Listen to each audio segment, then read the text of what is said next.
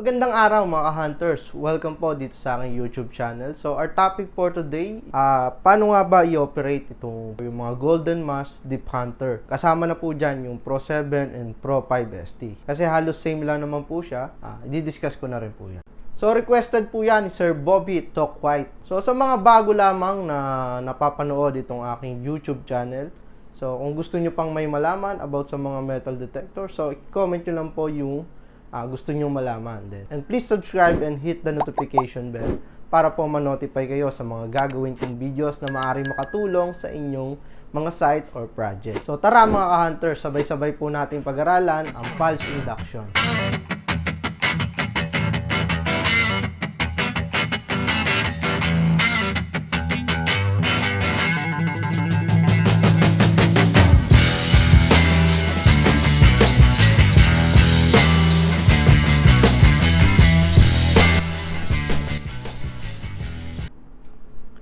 Meron pong dalawang klase ang pulse induction. Yan po ang motion and non-motion.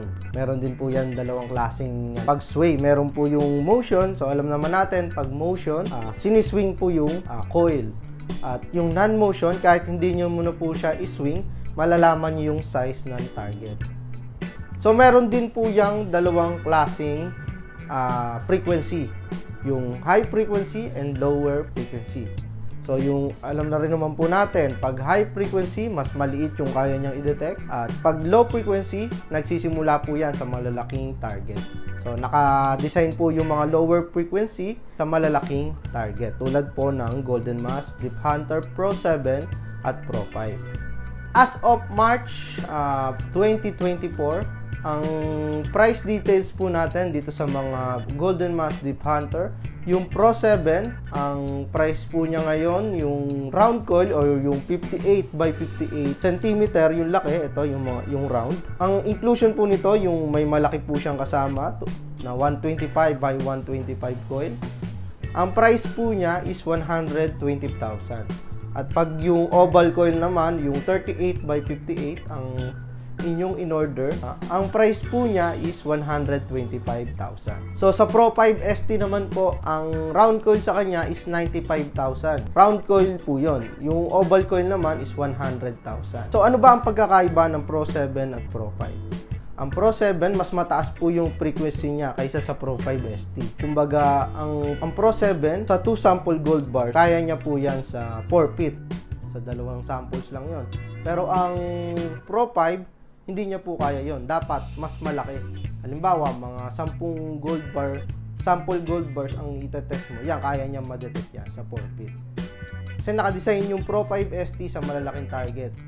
Yung Pro 7, kahit mas mataas yung frequency niya. So, itong mga pulse induction na ito is kahit po kababaon nyo lang or matagal na nakabaon, detected po niya yan. Basta po malaki yung prepared na target. Pwede rin po yan umabot hanggang 6 meters. Ang halimbawa na po dyan, aabot siya ng 6 meters pag ang nakabaon is isang compact car o isang kotse na tinabunan. Pag sinabing compact, naka-intact yung bakal sa lupa. Tinabunan, yan. Yung po yung mga compact. So, ibig sabihin nun, detected niya yon sa 6 meters. Yung malaking coil yon, yung 125 by 125 cm. At eto naman po yung mga round coil and oval coil. Basta kasing laki po ng drum or 4 by 3 drum, detected niya po yan sa 10 feet. So, sa madaling salita, mas malaki, mas malalim yung madedetect. Pag mas maliit, sa mababaw nyo lang po yung madedetect. So, isa din po itong tuning metal detector. O itotono mo siya para ma-cancel mo ang ground mineralization and electrical interference. So, yun po yung kalaban nito, yung ground mineralization and electrical interference. So, ipipihit mo yan gamit ang knob to. Meron naman po yung standard na papagpihitan, yung mga nakapula. Itatapat mo lang dyan yan, then turn on mo na. So, ang pinagkaiba ng Pro 7 sa Pro 5, meron po siyang automatic ground balance. Yung Pro 7, may automatic ground balance and manual ground balance. Pag automatic, pipindutin mo lang itong pula to, pwede mo na siyang magamit. Makakancel mo na yung mineralization, yung mga ground interference and electrical interference. Sa automatic yon. Pag manual, itotono mo na, pero hindi mo na to gagamitin, itong tuning. Yung Pro 5 ST, automatic ground balance lang po yun. Bali, ito lang yung meron siya. Pipindutin mo lang to, tatapat mo lang sa mga pula, then pipindutin mo, pwede mo na siyang magamit. So, pinadali po ng Golden Mask na sa paggamit ang Pro 5 ST. Pero mas malakas yung Pro 7 kaysa sa Pro 5. So, about naman sa pulse induction. Paano nga pa gumagana ang pulse induction? Bakit nakaka-detect siya ng kahit kababaon lang at kahit matagal na nakabaon? Hindi tulad sa BLF, kailangan pa mag-create ng magnetic field ng so many years. Then, dun saka lang lalalim ang mga BLF. Di po tulad nito, mas malalim yung kaya niya kahit kababaon lang or matagal na nakabaon yung target mo. Ang pulse induction ay nagbabato ng high amperage signals tulad po ng magnetic pulse. Gamit po yan yung copper coil, then yung si copper coil i-convert yan sa electromagnetic field, yung ibabato niya. So once na may tinamaan target si coil, kasi binabato niya yung electromagnetic, natamaan niya yung conductive materials dito sa ilalim ng lupa or malapit sa search coil, yung nagke-create po yan ng eddy current. So ano po ba yung eddy current? So yung eddy current, once na ang isang conductor ay nagalaw sa isang electromagnetic field, so magke-create po yan ng eddy current. At sa mga metal detector, so once na may na-detect ka ng eddy current, automatic i-cancel niya yung transmitter ni pulse induction. Then i-receive niya yung nag-collapse na eddy current. Magko-collapse po kasi yung eddy current once nag-form na siya doon. So yun naman po papasok yung receiving ng pulse induction sa receiving phase. Pag ni-receive niya po yun, papatayin niya yung transmitter, then i-receive niya yung eddy current na nag-collapse. Yun naman po yung mag-a-alert sa receiver amplifier para po tumunog yung speaker at umilaw yung mga LED lights. Depende na lang po sa natunugan niya kung yung na-detect niyang conductive materials is iron or ferrous or non-ferrous. Pag ferrous, kulay green yung ipoproduce niyang ilaw, and pag non-ferrous, kulay pula naman yung ipoproduce niyang ilaw. So nakadepende pa rin po sa laki ng target. Mas malaki yung target, mas malaki yung ipoproduce na eddy current ng metal. At mas malakas yung signal. Mas maganda kasi malaki, or yung non-motion kasi to, malalaman nyo yung size ng target. Yung sa treasure hunting, yun po yung pinakamahalaga. Dapat malaki yung size ng target kung kayo nagte-treasure. Kasi kung mas maliit, sa mababaw nyo lang yung madedetect kasi maliit yung na-form niyang eddy current, sa mababaw nyo lang siya makikita. Di tulad ng malaki, continuous yung sound, then solid yung tunog, tapos pwede kayong lumalim hanggang 6 meters. So in summary po, pag nag-transmit na signal si si pulse induction, pag may tinamaan siyang target or object, ipapatayin niya yung transmitter. Then i-open niya yung receiver. So madaling salita, medyo delay po yung tunog dito sa pulse induction. Kasi nga po, ganun po yung nangyayari. Ang nire-receive po ni receiver is yung nag-collapse na eddy current. So i-compare po natin sa mga BLF yung pulse induction. Ang BLF po kasi, once na nag-transmit niya ng signal, i-receive niya din agad yan. Continuous. Hindi po tulad dito. Papatayin niya pa yung transmitter, then pag nagka-create na ng eddy current, saka lang po i-receive ng receiver amplifier. So, kung sa BLF, dalawa yung target, halimbawa, dalawang box yung target, pag dinetect niya yun, tit. So, malalaman niya na dalawa yung target. Hindi po tulad dito, pag dalawa yung target, na magkadikit, may paktaw lang ng kapraso. Pag dinetect niya yun, kasi nga po, nadidelay yung sounds niya. Kala niya, isa lang yung target, pero dalawa pala. Ganun lang po yung disadvantage ng pulse induction sa BLF. Pero, ang advantage naman po nito, kahit kababaon or matagal na nakabaon, detected nyo po siya. Kaya minsan, nagamit kami ng BLF.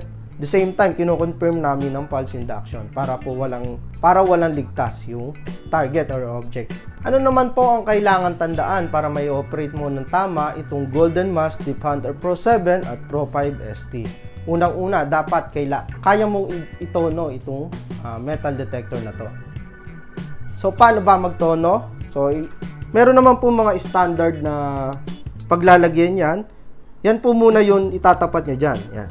Sa mga nakapula. Yan, tatapat nyo muna yun dyan.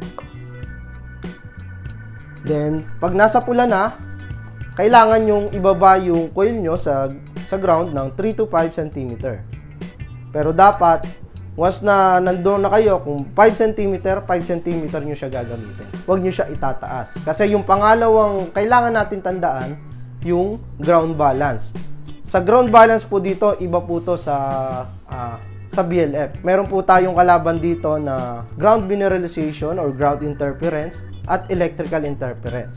So, yung environmental noise, kalaban din natin dito. So, dapat napapagitna ka doon. So, paano mo malalaman pag nasa gitna ka na o balance na yung inyong pulse induction? So, meron po kayong maririnig dyan na tic-tac sound. Yung tic-tac sound na yon, yung po yung magiging guide nyo na nasa tama po kayong posisyon. Halimbawa, once na nasa ganito kayong kataas, yan, naririnig nyo yung tic-tac sound. Pag binaba mo yung ganon, pag binaba mo yan sa lupa, tutunog po yan. Pag inangat mo naman, mawawala yung tunog. Kaya kailangan marinig mo lang yung tic-tac sound. Ibig sabihin, nasa maintaining balance ka habang nagde-detect. So, habang nagde-detect, yun po yung magiging guide nyo. Then, once na may lumakas na tunog doon, yun po yung may possible target. Kasi may tinamaan siyang conductive material sa ilalim ng lupa. So, kailangan lang malaki yung nade-detect nyo para mas sure na yun po ay treasure. So, yung pangatlo, yung sensitivity. So, tulad din po sa mga sensitivity dito sa mga BLF, so para din yung mouse. So, once na mas mataas yung sensitivity mo, mas mahirap siyang kontrolin or tutunog lang siya kahit wala naman pong target sa ilalim. And dito naman po, pag tinaasan mo siya, kahit yung mga bato na may iron ore, yung may ground interference, kahit small scale lang po yun na pinoproduce niyang eddy current, nadedetect po nito yon.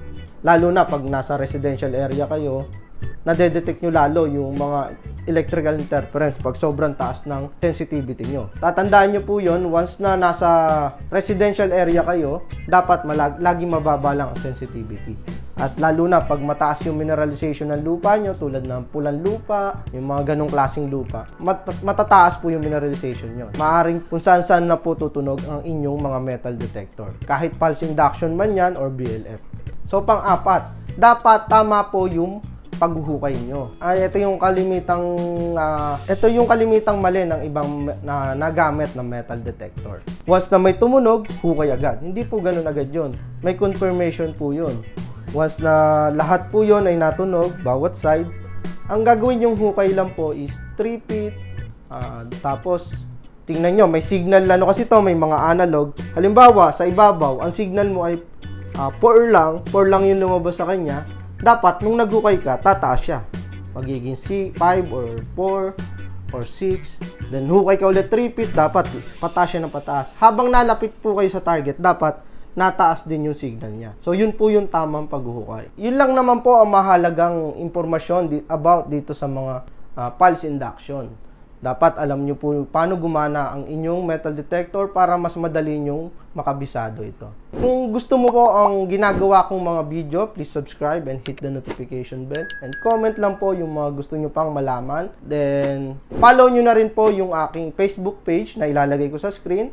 At kung o-order naman po kayo dito sa aming store, tawagan nyo lang po yung mga number na ilalagay ko rin sa screen. Yan. Kung magpapa-schedule po kayo sa gantong, halimbawa, sa gantong araw, sa gantong oras, sa gantong buwan, so yan, tawagan nyo po yan. So, mas maganda pa rin po na makapunta kayo dito sa aming store para mas maipaliwanag po namin ng kumpletong detalye at ang pinakamahalaga po ay ma-actual nyo po dito sa amin at the same time nandito kami habang nag-guide sa inyo. Ako nga pala si Raven, isang sales representative at product trainer dito sa Bourbon Electronica.